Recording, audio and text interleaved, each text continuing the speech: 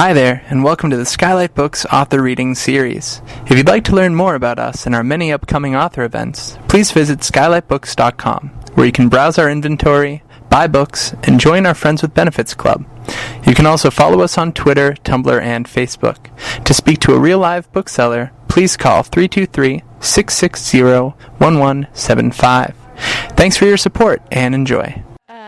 Any further ado, here to discuss the smartest book in the world, Greg Proops.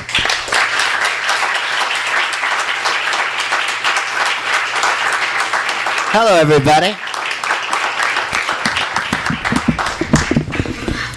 Hi, I'm Mary, and I'm going to be the inept interviewer for tonight's event. Thank you again for coming. So, Greg, we see a lot of books by comedians come through the store, and very few have as much Roman history as yours does. Do you want to talk about how you decided to do this kind of book instead of funny stories from showbiz? Well, most comedians have that. Hello. Ooh. Most comics don't care if they're concerned whether or not they bore everyone to death, and I don't have that. I really I feel like it has to be what I like to talk about, and so that's why it's in the book. The first thing we decided was to not do a memoir. I mean, I didn't even pitch a memoir. I went into the office in New York City, and there was loads of books by comics, and it was all, I got drunk and I shagged this person and da-da-da. And those books are perfectly fine. But I thought, instead of that, I'll do a book that has stuff in it. Meaning stuff you can latch onto, stuff you can remember, stuff you can think about, as opposed to talking about myself. However, I'm unbelievably happy to talk about myself all night long right now. How was it different doing the book as opposed to the podcast, doing something more prepared? But to answer your question, Roman history is a particular favorite of mine, and my wife always is like, why do you like Roman history? They're fascists. And I'm like, that's it. 1,000 years of fascism with no forward movement in technology, and they were able to do this, for whatever amount of success they had. And the influence on us, that's what I find riveting. So that's why I stuck a bunch of it in there. The difference between the podcast and this, of course, is that the podcast can be largely incoherent and backtrack, and I can repeat myself, and it can be elliptical and never really go off. It can be tangential, whereas the book had to have some cohesiveness to it in order that people might read it successfully. I thought about transcribing it, and I read a couple of the transcriptions of my show, and I was baffled at the fact that anyone would be able to hang tough during this diatribe. So, or as my friend Jim Sweeney calls it, Soviet-style ranting. And so I thought, well, I'll sit down and... What a terrible overnoise. I'll sit down and try to write something more coherent that people can read and jump from place to place. I don't think you're supposed to read... Well, I don't care how you read it, but you don't have to read it from cover to cover. I would skip around. Did you feel a greater responsibility to research and get everything absolutely right than you do when you do your podcast? Did you do a lot of research for the book? I felt exactly the same amount of responsibility, Mary. I wasn't implying that you were lying. No, my podcast is predicated in facts. They are, in fact, the bedrock of... No, I try to cite everything I talk about in my podcast. I don't do what bloviating white guys do on TV, which is say, poor people are always violent. And then there's no basis for it, and there's no factual evidence for it, and in fact it is gas. I try to say things on my show. I give my opinion all the time, but if I read out a news item or something like that, I almost always, as much as I can, cite where I'm talking about, no matter what the source is, which I think is important that people back themselves up. I learned it in England when I lived there. You'd be at a fabulous soiree or dinner party standing on a balcony looking at Salman Rushdie's back, and someone would say, what do you think about this? And you'd say something, and then they go, really, why do you think that? Which is exactly the opposite of America. No one ever does a follow-up question on your opinions here. You're allowed to say any old nonsense. People say things like, well, I don't know if it's a fact, but I know what I believe. And then everyone just nods, and you're like, Things that you believe aren't facts. Those are things that you believe. Mike Huckabee. How did you choose which subjects would make it into the book?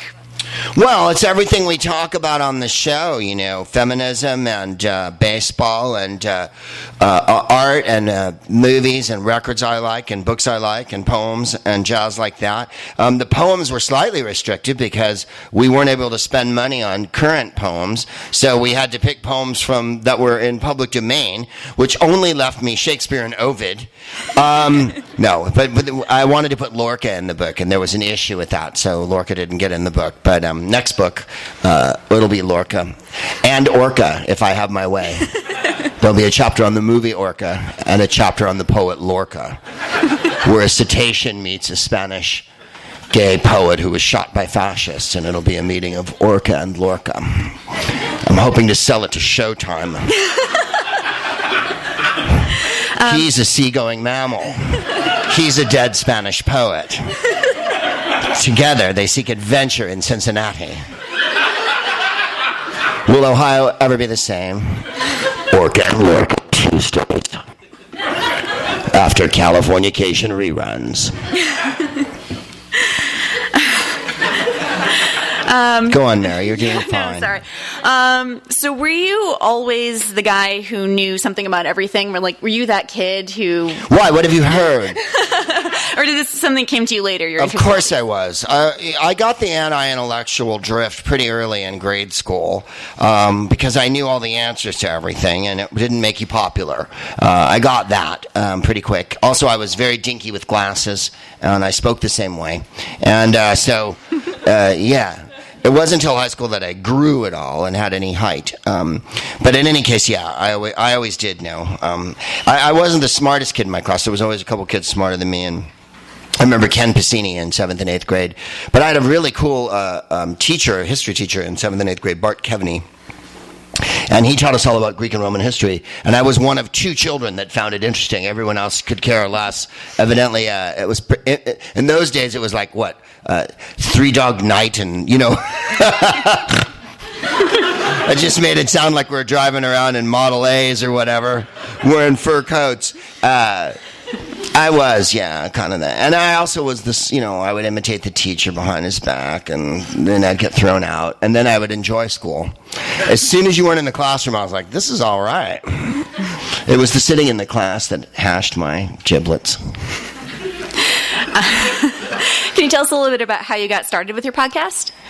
Yes. There had been an all-enveloping gloom that had encompassed Earth, and suddenly I was born out of the forehead of my father Zeus, and I saw that the world needed cataclysmic change, and so I said, lighten up to everybody, let's do this. And the podcast was born out of a molten bowl of hominy. A couple guys asked me to do it. Like 4 years ago, Matt and Ryan, who I don't even see here tonight. That's how much they care about my career. And they do Jimmy Pardo's show, Never Not Funny, and they do Doug Benson's, all of Doug Benson's podcasts, I Love Movies, and all those things. And because I knew them and I'd made a couple albums with them, yes, albums, not on vinyl, but the next one will be on wax. They asked me to do it, and I said yes. And then I said, well, what'll it be? And they were like, we don't know. Hi. And don't ever fucking sneak up on me like that again. That was so scary just now. If I wasn't a Buddhist, I would be so freaked out right now. And I said, do we have guests? Do we not have? No. My first, and you're gonna love this. My first thought was, shall we have authors every week? And then it was like, that'll be tough. So then the first decision I made was no guests. I had done a chat show at Largo in the what is now the Tennessee district, but used to be the kosher produce district on Fairfax. And I had to book guests for 5 years, and so it was me calling people on the phone and them going, I can't be there Monday, I'm in Philadelphia. And that lasted for 5 years, that phone call. And so I decided if I was going to do the podcast, I wasn't going to interview anybody. Also, Jimmy interviews people, Mark Maron interviews people, Aisha interviews people, everyone interviews people, so I thought, well, I won't. I'll just get to talk and talk and talk. And then I have the audience do questions sometimes, so the audience is my guest. I'm fascinated by the baseball teams that you made up in the book. I can imagine. Can you tell me how you came up with those lineups? They are a subject of some fascination. That was a joke, of course. You'll find humor gently infusing itself. Yes, my darling, I'm sorry. It's terribly rude to shut you down. That's totally fine. Try to win the crowd with humor. At my expense. I know. Can you talk a little bit about how you made them, and what would your ideal matchup be between your fictional baseball teams? Wow, I hadn't considered the second part of that question, so let me ignore that and go to the first part. A lot of them were organically came out of the podcast. We were in Brooklyn a couple of years ago, and a cat in the audience goes, who's your all-time Roman Emperor's baseball team? So I had to make it up right then and there. And then we were in London right after that, and they gave me the Kings and Queens of England, so I made that up. And then it kind of spun out of control. Then it was every week. Then it was Canadians, all-time women in history, presidents, whatnot. And then I think my editor gave me bombshells because I was having trouble. He wanted me to define a bombshell, and I couldn't do it, and I couldn't find a funny way to talk about it. He said, make a baseball team of bombshells, and then I was able to do it. So for me, everything is a baseball team.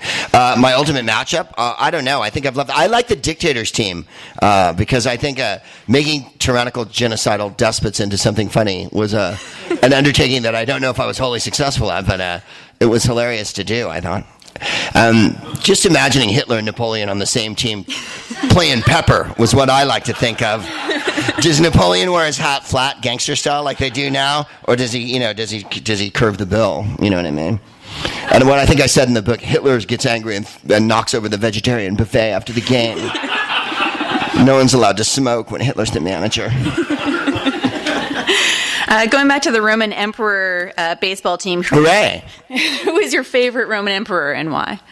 My favorite Roman Emperor? Well, I mean, I like Caesar because I think he's he's the first one. He's not really properly emperor. He's just sort of dictator. But because I think he is the most over-ambitious human being that ever walked the earth and backed it up a good deal of the time. My favorite ones on the team are Heliogabalus at short because Heliogabalus was an unbelievable pervert of the highest caliber. And I think my favorite line maybe in the whole book, Caligula, is as catcher because this teenage madman can handle balls. That was said at the spur of the moment, and that's the level of humor that I try to go for a lot of the time in my show. But testicular and divine. Also accurately represents the book, for those of you who haven't read it. So I noticed that throughout the book you... which I loved. The book is fantastic. I noticed the compliment came after the... diminution there. I feel that it wasn't being taken seriously. Fortunately, humility is an awesome trait of mine, as is self-deprecation. You've come to the right place. So I noticed that throughout the book you capitalized the word women but not the word men. Was that a fight with your copy editor? Oh, no. That was we decided to do it, and for good reason, I thought. My wife, years ago, she worked at City Lights, Jennifer, and there was a cartoon that we always loved, and it's a woman behind the counter at a bookstore and a guy coming up, and the woman saying, "Books by men are downstairs." And yeah, I always thought it was hilarious. There's been plenty of talk about men, and so I thought we'll capitalize women and give them a little more respect than they usually get. There's a whole raison that I give in the beginning on the Proops commandments at the top of the book, and it's because there's a Victoria's Secret television show on TV every year, and there's not a Calvin Klein undies butt snuggie boys underwear show. You go into restaurants still, and the women servers are wearing like hot pants and a midi top, and you don't go into restaurants and find a guy with feathers glued to his butt serving you. I just get tired of the incessant sexism in this world, and I'll go even further than that. I think every woman in this room knows what I'm talking about when they've been harassed constantly on the street, when you're simply trying to go from one end of the block to the other to do your laundry or whatever, wearing a do-rag and shower shoes, and a douchebag will drive by in a truck and go, like every woman's had this. Men are a walking advertisement for their penis every second of the day. That's all we've got to sell, and we're running around selling it all the time. And women are like, would you stop for 2 seconds? We've had quite enough of it. And I mean, there's other people who don't share that point of view, and of course they can be as unevolved and troglodytic as they like. Troglodytic, whatever the word is, cave dweller. I just get tired of it. I get tired of that. Also, I'm in comedy, so rampant sexism is, just coin. my understanding is many comics have a girlfriend, and that their girlfriend is so fat.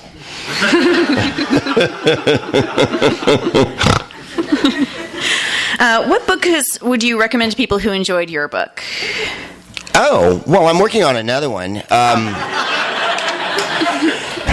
What's your new book like? No, like a rectangle shape.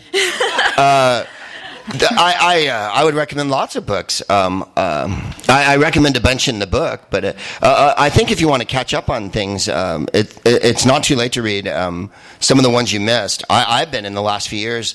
I had never read On the Road or Fahrenheit 451, and so I've read those. You skip things in high school. I don't think it's too late to read Catcher in the Rye, for goodness sake. But I would say 1984 is, if you haven't ever read it, it's a very damn fine place to start. If you want to know what's going on exactly with politics in the world right now, 1984 is kind of a guidebook. It's a superheated state where the history is rewritten all the time and nothing on the news is true, and everyone's being spied on every moment of the day, and their thoughts are their crimes. So you can see how it's a lot like today. The only thing missing is phones. Instead of phones, it's televisions, because it was written in 1948. That's a goodie. Gee Willikers. We're in a bookstore. I was just looking over here at Bullfinch's Mythology, but I wouldn't recommend that to anyone who doesn't want to be chucked out of a cocktail party for boring everyone ceaselessly. You recommend a lot of baseball books in your book. What is your favorite baseball book? My favorite baseball book is The Glory of Their Times by Larry Ritter, which is he went around the country in the 50s and early 60s and with a reel-to-reel tape recorder and hunted down ball players who played before World War I. And he was in Wahoo, Nebraska, and he was at a laundromat, and there was an old fellow sitting at the laundromat, and he had been looking for a player named Wahoo Sam Crawford for ages. And he looked him up in the phone book, couldn't find him, couldn't find his address, says to the old guy, "Hey, I'm looking for Wahoo Crawford." And the guy goes, "I am Wahoo Crawford." And then he interviewed him, and he played in the outfield with Ty Cobb, the sociopath, for 16 years. Crawford and him batted third and fourth, and they detested one another. And the book is just a fantastic oral history of guys talking about getting nickel haircuts and blue plate specials, and a wagon load of barrels goes by, and they're all excited because that's good luck. And, oh, look, there's a cross-eyed girl. Now I'm going to get a hit. Like, it's that era, right? The umpires are wearing silk hats, and it's just fucking great. You know, they take a wagon to the game, and people are throwing fruit at them the whole time and stuff. And then they chant "Sleep at Night" because fans are burning their effigy outside their hotel room and banging on pots and pans, and it's just good stuff. And then my other favorite book of all time is Satchel Paige's America by William Price Fox. William Price Fox is a journalist, and he goes to visit Satchel Paige in the early 70s in Kansas City, and he's at the Twilight Zone's bowling alley in the lounge, drinking a beer, right? And he goes, "I've been looking for Paige." And he goes, "Sit down." And they start talking. And he's from the South, so Paige takes to him immediately, right? Because Paige is from the South. And he hangs out with him. He goes, "Look Magazine gave me $2,000 to do an article on you. Here's the $2,000, right?" He's got it in cash. It's a lot of money in those days. And Paige goes, "Keep $1,000 of it. And when we're done with the article, you can give me the other $1,000, right?" So they roll around for a week. They go to the muffler shop. They get Paige's muffler fixed. And he doesn't fix all of it, which is fantastic. He's like, "Just put this part in here. The other part will hold out for a while." And then they go to a barbecue place, and they're like, "Oh, Satchel Paige is here." They go to a nightclub, and they're like, "Satchel Paige is here." Everywhere they go, he's the mayor, right? And at the nightclub, he gets up and does a cakewalk with his legs kicking in the air and arms flapping, and oh yeah, and they buy him champagne. It's like the best book that's not about baseball you'll ever. He talks about buying yellow socks with Jelly Roll Morton in New Orleans in the 20s. I mean, that's how good this book is. Can you talk a little bit about Satchel Paige's career? I thought that was really interesting. Why, thank you. He's a fascinating individual, and he doesn't get a lot of play right now. Before baseball was integrated, and there's one thing the owners will never stop doing, and that's celebrating themselves for integrating the game. There's a Jackie Robinson Day everywhere, which is hilarious. Everybody wears number 42, and they run around, and they're like, "Oh, aren't we great?" And it's like, shouldn't it be like Shame Day or whatever, that they didn't let people play for 150 goddamn years? All of a sudden, we're proud we let one dude play who was a 4-letter athlete and an officer in the army, and then played, whatever.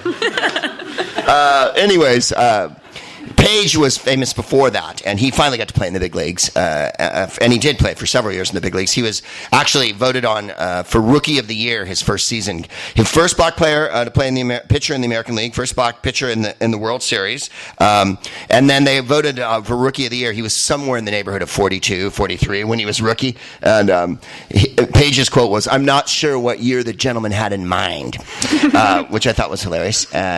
Anyways, he was a very brave individual, and not only that, he did something else that not a lot of people give him credit for.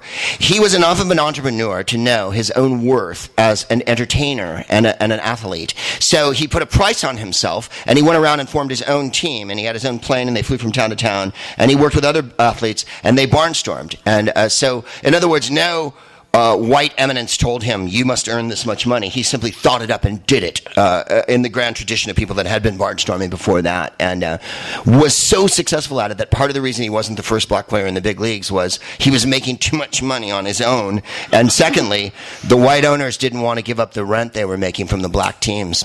That was one of the main reasons they didn't want integration. First of all, they thought there'd be riots because they were grumpy white guys who lived in a cave and didn't understand that everybody liked the game. And secondly, the white teams would go away on the weekend and they'd rent it out to the black teams, and there'd be 40,000 people in a stadium where no one went, and they didn't want that income to stop.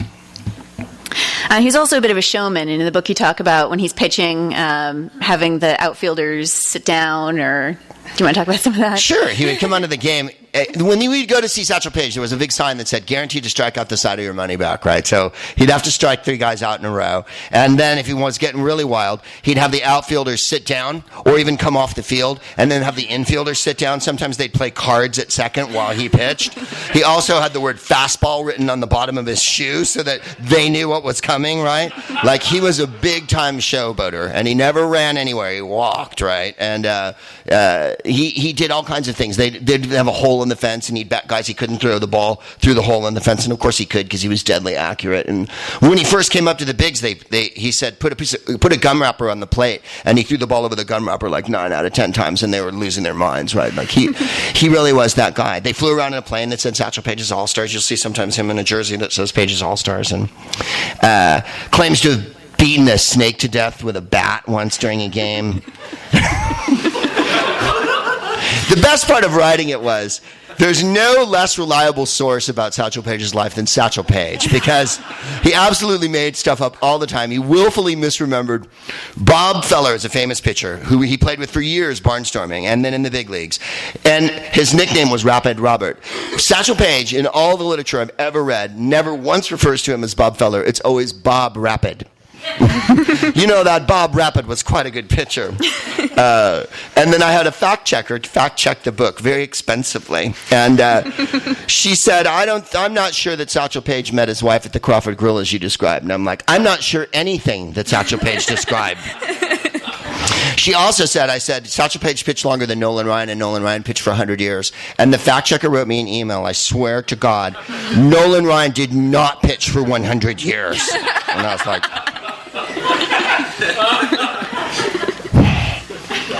I think there's a difference between error and exaggeration. Miss Tate did not. Do you think baseball had a golden era? No. I think the golden era is now. If you think it's a golden era, there were no black people, no night games, no teams west of St. Louis. No, I mean, no major league teams.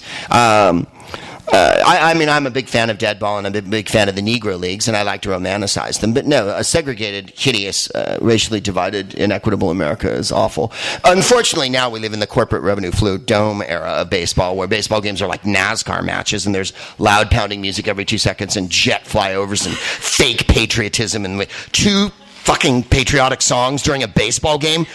I'm not at the game. I'm there to be high, and like watch baseball. Why would you have jets fly over a baseball game? Are we attacking a baseball game? And then they sing God Bless America in the 7th inning, and then they want to remember the troops and stuff. You want to remember the troops? How about if the owners give the door to the homeless troops that live in Los Angeles? That would be, you know what? Baseball doesn't need to be sped up, and baseball doesn't need corporate flyovers and national anthems. Baseball needs $5 parking and $3 hot dogs, so that you can thank you for laughing, Kelly, so that people can take their children to the games again. And I'm very serious about that. The owners are just rat-finks, and they never lower the prices. And I mean rat-fink in the most pointed way. Do you want to tell us about the book that you're working on? No, I'm not actually working on a book. I'm so exhausted I can barely sell this one every day. But I get up in the morning and I'm excited. I feel like I have something to do. It took so long to write it. I feel guilty that it took so long to write it. I feel like if you're going to write a book that long, shouldn't Napoleon be threatening Moscow at some point in the book? How long did it take you? 2 years. I know, gasp. I was on the road. I don't have any excuse. I really don't. Did you write it sequentially? I did. I got up every morning and I had note cards all over my hotel room, and I would follow them. Some of them were luminous, and I would wear this, I don't know what you call it, a peignoir. And I had this lamp I'd wear. No, I went all over the yard. I wrote the baseball thing first, I think, and then I wrote a gigantic chapter on Alexander the Great that got cut down to what you see. And the one on Caesar was way longer, too. And then there was going to be a chapter on Cleopatra and Mark Antony, but I had to scrap that one. The book started to turn into an ancient history book. Do you want to take some questions from the audience? I'd adore to. Can I read 2 quick things from it? Oh, please. The 2 things I'm proudest of. One, that my wife did the illustrations, which I think are fabulous, and also, I wouldn't have ever written it if she hadn't have prodded me and poked me to do the podcast and do the book. But there's a chapter on art, and this was given to me by my editor, Matthew Benjamin, who said, you should do a chapter, because there's a lot of art fever on my television show, on my podcast, and most art theft is done the old-fashioned way. You take the picture off the wall and you go ass over tea kettle out the door with it. There really isn't a lot of other ways to do it. It's not like Brad Pitt in Ocean's 13 or whatever. There's no lasers and whatnot. Honestly, the last 2 people who stole Edvard Munch's The Scream, that last gang that stole it, left a note that said, "Thanks for making it so easy." I'm not kidding. And then they're all in jail now. But it was. Like when the Mona Lisa got stolen, and that's why I start with that one. It was a worker at the Louvre, and he walked up to the Mona Lisa, took it, rolled it up, and stuck it in his coveralls and walked out with it. Of course, I'm not saying you should steal art. Although LACMA is very close by. Now, the problem with stealing art from the Getty is, how are you going to take that tram all the way back down the hill? It's such a long escape. Terrible route. I like the Getty Villa, but then the Getty Villa, if you take one of those priceless pieces of antiquity, you're going to have to run all the way back to the car park past the cafeteria and the bookstore, so it's far too far. I like the Marmottan in Paris because you could pull a Renault up into the car park and I can chuck one of the Monets out the window at you, and then you stuff it in the back of the Renault, and then we're off to and then we go to Café du Magot and we're like, whatever, and then we, la la la la. That's why it should be fun. So unless your plan is foolproof, don't call me about stealing art. In which case, if it is foolproof, I have a van with a horse painted on the side, and I answer to Miguel. The chapter's called Art I Wish I Had the Balls to Steal. And the premise is we're going to steal the art. So it's the piece of art we're going to steal, where it's located, and then how we're going to do it, and then the chance of success, right? And then there's a lot of them. Most of them are too big to steal, obviously, like the Leshan giant Buddha in Sichuan, which is hundreds of feet, 233 feet tall. So that's a Zen theft. I think I say here, better yet, let's make this a Zen theft. We see the Buddha. We want to possess the Buddha. We come to the realization that we cannot attain the Buddha. We have been dishonest with ourselves. We let it go and go get Chinese food. Chance of success as good as anything the universe has. But I think the best one is this one. Paintings, George W. Bush. George, located on Dick Cheney's fridge, Wyoming. George W. Bush was almost voted president twice during the terror war depression boom of the 2000s. You may remember the 2000 election. After that election, I was surprised Haiti didn't invade us to install a democracy. Dick Cheney was nominally vice president, but in reality, he was the shot caller. Since his retirement from public life, W's been pursuing his goal of being the worst artist who ever held office since Hitler. Hitler was an artist, you see. A very poor artist. Although Stalin, not a bad poet.